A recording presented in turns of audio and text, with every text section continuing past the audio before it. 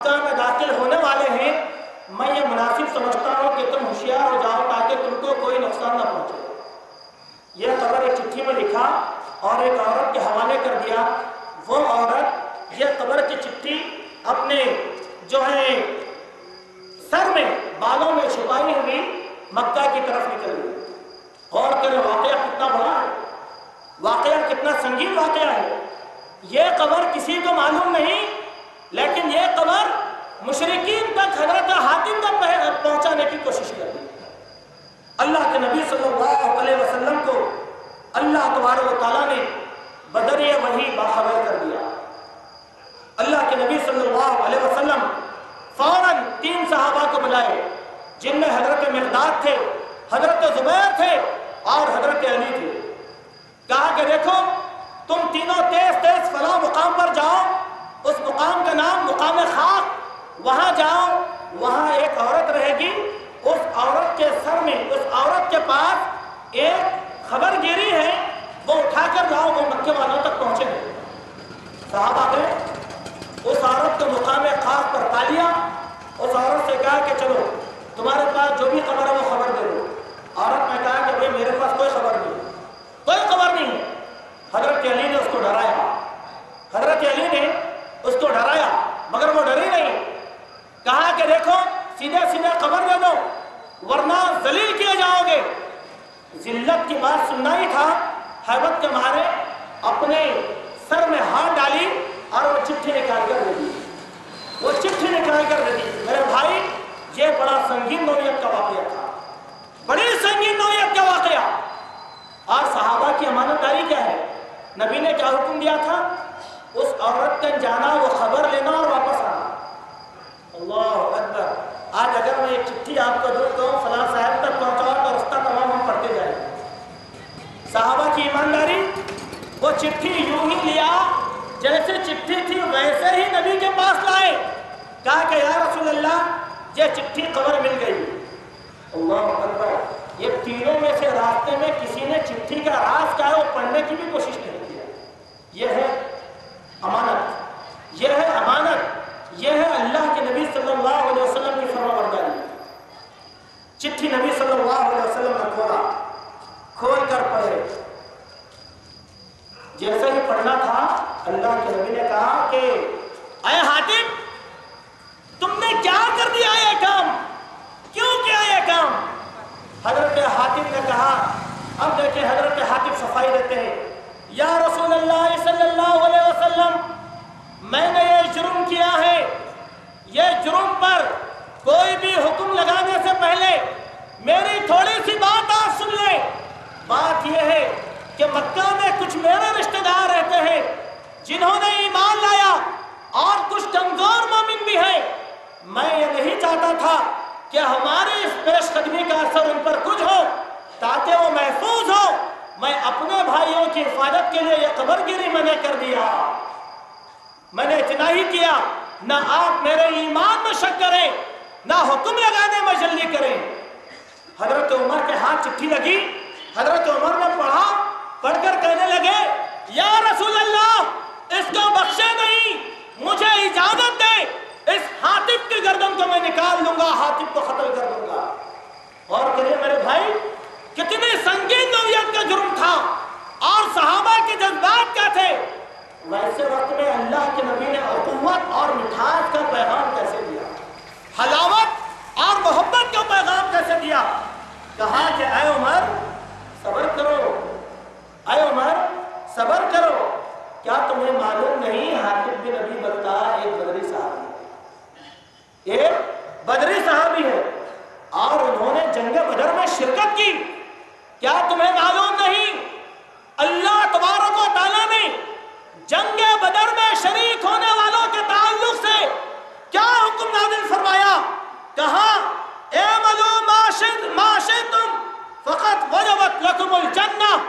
اے بدر میں شریک ہونے والے صحابیوں تم جو چاہے جیسے چاہے ویسا عمل کرو، تمہارے لیے تو ہم نے جنت کو لازم کر لیا۔ عمر جلدی کیوں کرتے ہو؟ عمر جلدی کیوں کرتے ہو؟ اب آئے میرے بھائی اس مقام پر اگر آپ اور میں ہوتے تو کیا کرتے؟ آپ اور میں ہوتے تو کیا کرتے؟ آپس میں لڑتے اور جھگڑتے، بے صبری کا مظاہرہ کرتے۔ یہ پیغام اللہ کے نبی نے کیوں دیا؟ تاکہ یہ معاشرہ اصلاح کے ساتھ رہے، تشدد کے بغیر رہے، محبت اور پیار کے گیت اس معاشرے کے اندر چلے آئے۔ آخر میں آئے میرے بھائی، اور بہت سی باتیں ہیں لیکن وقت کافی بیت چکا ہے۔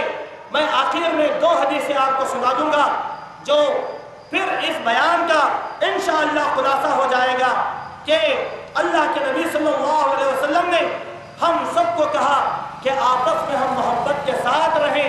اب آپ صلی اللہ علیہ وسلم نے محبت کو بڑھانے والی چیزیں بھی ہمارے سامنے بیان کیا۔ محبت بڑھتے کیسی ہے؟ محبت بڑھتی کیسے ہے؟ یہ بھی تو بات ہو، محبت آخر پیدا کیسے ہوگی؟ محبت پیدا ہونے والی چیزیں، سب سے پہلی حدیث موطا امام مالک میں حدیث آئی، حضرت عطا بن ابی مسلم الخراسانی اس حدیث کے راوی وہ بیان فرماتے ہیں کہ اللہ کے نبی صلی اللہ علیہ وسلم فرمایا تصافحوا یذهب الغل وتحادوا تحابوا، اور پھر فرمایا تذهب الشحناء، اے لوگوں سنو، تصافحوا، ایک دوسرے کے ساتھ مصافحہ کرو، ایک دوسرے کے ساتھ مصافحہ یعنی ہاتھ میں ہاتھ ملاؤ تاکہ تمہارے دلوں کا میل ختم ہو جائے۔ تصافحوا تذهب الغل، دلوں کا میل، دلوں کا زنگ یہ ختم ہو جائے۔ آپس میں ایک دوسرے کو تحفہ دو، تحفہ لو، تاکہ شک و شبہات اور رنجشوں کا ازالہ ہو جائے، تاکہ شک و شبہ اور رنجشوں کا ازالہ ہو جائے۔ اب غور کریے میرے بھائی، آج ہماری دشمنی کا کیا نام؟ بھائی بھائی سے سلام نہیں کرتا، بولے کہ بھائی کیسے آپ کے بارے میں نہیں معلوم ہے میرے بھائی کیسے رہے، میں نے قریب 3 سال سے ان سے بات نہیں کر رہا۔ یہ ہماری محبت، بھائی بھائی کا گھر، بھائی کے گھر کے بازو ایک دیوار گھروں کے درمیان، مگر بھائی بھائی کی صورت دیکھنے کے لیے تیار ہے۔ بولے چچا بھتیجے، بھائی چچا کیسے نہیں معلوم ہے ہمارے چچا سے ہمارے کٹی ہے۔ ارے اللہ کے بندے مسلمان ہے اور پھر آپس میں رنجش۔ اللہ کے نبی نے کیا فرمایا؟ کوئی بھی مسلمان کے لیے جائز نہیں ہے کہ 3 دن سے زیادہ آپس کا تعلق ختم نہ کرے۔ ان دونوں مختلفی دنوں میں اللہ کو محبوب ترین انسان وہ ہے جو سلام میں پہل کرتا ہے۔ سلام میں پہل، کوئی بھی آپ سے دشمنی کرے، محبت بڑھانے کا نسخہ کیا ہے؟ بھائی السلام علیکم، کم سے کم پھر مسافہ کرو، پھر مسافہ کرو، اللہ اکبر، مسافہ کرو۔ یہ پھر آپ کو معلوم ہے کہ عبداللہ آپ سے دشمنی کر رہے ہیں، آپ عمرہ سے واپس آ گئے، ماشاءاللہ زمزم کا پانی اور چند کھجور ان کو بھیجو، تحفہ ادھر لگاؤ، ادھر دو ان کو تحفہ، مسواک دے دو تحفے میں، اللہ اکبر۔ کیوں؟ تاکہ دلوں کی رنجشیں ختم ہو جائیں۔ یہ چیز محبت بڑھانے والی ہے۔ دوسری حدیث مسلم شریف کی حضرت ابو ذر غفاری اس حدیث کے راوی وہ بیان فرماتے ہیں کہ اللہ کے نبی صلی اللہ علیہ وسلم نے مجھے خاص طور پر خطاب کر کے فرمایا، یا ابا ذر، اے ابو ذر سنو، اذا تبت مرقتا فاکثر ماءها وتعاهد جیرانک من، اے ابو ذر سنو، تمہارے گھر میں کھانا سالن ضرور پکتا ہوگا، جب بھی کوئی سالن تمہارے گھر میں پکے تو اس کا شیروا زیادہ بنا دو، سالن میں شیروا زیادہ بنا دو، اور تمہارا قریبی جو پڑوسی ہے اس کے گھر کو بھی تھوڑا دو۔ اللہ اکبر۔ کیوں؟ پڑوسی کو بھیجو تاکہ نفرت ختم ہو جائے، شک و شبہ کا ازالہ ہو جائے، دلوں کی محبت بڑھا۔ ہمارے پاس کیا ہوتا ہے، بیٹی کی شادی ہو رہی، قریبی رشتہ داروں کو دعوت دی، بولے میں دعوت میں نہیں گیا، نہ بھائی ہم کو نہیں معلوم، ہم کو دعوت نہیں آئی۔ کتنی عجیب افسوس کی بات ہے، ایک خاندان کے لوگ، باپ دادا ایک، نسل ایک، خاندان ایک، قبیلہ ایک، رشتہ داری ایک، یہ سب چیزوں سے کجا، سب لوگوں کا مذہب ایک، سب لوگوں کا مذہب دین ایک، اسلام، اس کے باوجود یہ رنجش ہمارے پاس۔ بڑے خوشی سے بولتے بھائی میرے بیٹے کی شادی میں ہمارے بھائی کو دعوت نہ دیا، میں کہہ دوں گا بھائی، اللہ اگر شرم آنی چاہیے ہم کو، اپنے سگے بھائی کو ہم نے قطع رحمی کر لی۔ اللہ اکبر۔ دیکھیں اللہ کے نبی نے ابو ذر سے کیا کہا، اے ابو ذر، جب سالن پکاؤ تو سالن میں پانی زیادہ ڈال دو، شیروا بنا دو، اور اب اپنے پڑوسی کو دے دو. کیوں؟ تاکہ محبت بڑھ جائے. ایک اور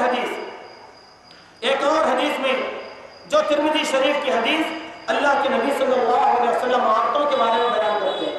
یہ رنجشوں کا معاملہ عورتوں میں بہت زیادہ سخت ہوتا ہے. عورتیں نفرتیں بڑی پھیلاتی ہیں. اسی لیے اللہ کے نبی نے عورتوں سے خطاب کر کے فرمایا. حضرت ابو ہریرہ فرماتے ہیں ان رسول اللہ صلی اللہ علیہ وسلم قال، اللہ کے نبی نے فرمایا تہادو، ہدیہ دو، فإن الہدیہ تذہب وہر الصدر، اس لیے کہ ہدیہ تمہاری دلوں کی تنگی کو ختم کر دیتا ہے. ولا تاخرن جارۃ لجارتها ولو شق فرسین شاۃ، کہ دیکھو کوئی بھی پڑوسن کسی بھی پڑوسن کے تحفے کو عیب نہ سمجھے، اگرچہ کہ کوئی پڑوسن صحنی بکری کے کھر ہی کیوں نہ بھیجے. بکری کے کھر ہی کیوں نہ بھیجے؟ اگر ہدیہ دے دے تو اس کو فوراً لے لو. کیوں؟ اس کے ذریعے سے ہماری محبت بڑھے گی، ہمارے دلوں کی رنجشیں ختم ہو جائیں گی. چنانچہ میرے مومن بھائیوں، آئیں آج کا اصلاح معاشرہ کا یہ جو جلسہ آپ کے سامنے منعقد کیا گیا، اس جلسے کا واضح پیغام ہے کہ ہماری جماعت، اسلامی جماعت، مسلمانوں کی جماعت اور اسلام کو، ہمارے رشتہ ناتوں کو محبت اور اخوت کی بنیاد کے اوپر مستحکم کرنے کی کوشش کریں. یہ زندگی ختم ہو جائے گی. ہم رنجشوں کو فروغ نہ دیں، ہمارے درمیان کی نفرتوں کی دیواروں کو ہم ختم کریں. کیوں؟ اللہ کا پیغام ہے انما المؤمنون اخوۃ، ہم سب آپس میں بھائی بھائی ہیں. ہمارے نبی نے کہا وَكُونُوا عِبَادَ اللَّهِ إِخْوَانًا، اے لوگو آپس میں بھائی بھائی بن جاؤ. آج کا یہ جلسہ ہم سب ایک دوسرے کو محبت کی دعوت دیتے ہیں. اسلام کی سربلندی کے لیے، اللہ کی محبت کے لیے، نبی کی محبت کے لیے ہم ہماری رنجشوں کو دور کریں، ایک دوسرے کی غلط فہمیوں کو دور کریں، تحقیق کریں، مطالعہ کریں، کتابوں کو پڑھیں، غلط فہمیوں کا ازالہ کر لیں. اللہ تبارک و تعالیٰ سے دعا ہے کہ اللہ تبارک و تعالیٰ ہم سب کو قرآن اور سنت کا پابند بنائے. اللہ تعالیٰ جب تک زندہ رکھے اسلام پر رکھے، جب ہمارا خاتمہ ہو ایمان پر ہو، اللہ تعالیٰ توحید پر ثابت قدم رکھے. شرک کی گندگی سے اللہ تعالیٰ ہم سب کی نگہبانی فرمائے. اللہ تعالیٰ سنتوں کو زندہ کرنے والا بنائے، بدعتوں کا خاتمہ کرنے والا بنائے. اللہ ہم سب کی نگہبانی فرمائے. اللہ ہم سب کی حفاظت فرمائے، عقل حلال کی توفیق عطا فرمائے. حرام راستوں سے اللہ ہم سب کی حفاظت فرمائے. اللہ تبارک و تعالیٰ ہمارے دلوں کو ایک کر دے، ہماری جماعت میں اتحاد پیدا فرما دے. مسلمانوں کے دلوں کی کدورت کو اللہ تعالیٰ ختم کر دے. اللہ تعالیٰ حاسدوں کی حسد سے بچائے، ظالموں کے ظلم سے بچائے، غاصبوں کے غضب سے بچائے. یہود اور نصارہ اور ہنود کی مکاریوں سے اللہ تعالیٰ ہم سب کی نگہبانی فرمائے. اللہم احفظنا عن کل بلاء الدنیا وعذاب الآخرہ، توفنا مسلما والحقنا بالصالحین. لا الہ الا انت سبحانک انی کنت من الظالمین. سبحان ربک رب العزة عما یصفون وسلام علی المرسلین والحمد للہ رب العالمین.